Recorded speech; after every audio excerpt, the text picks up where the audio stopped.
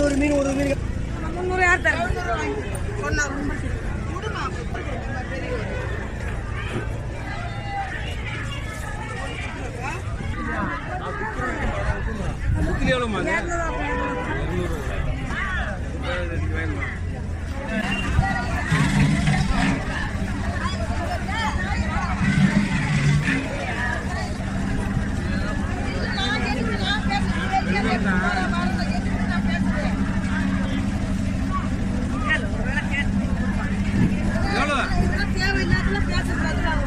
எவ்வளோமா?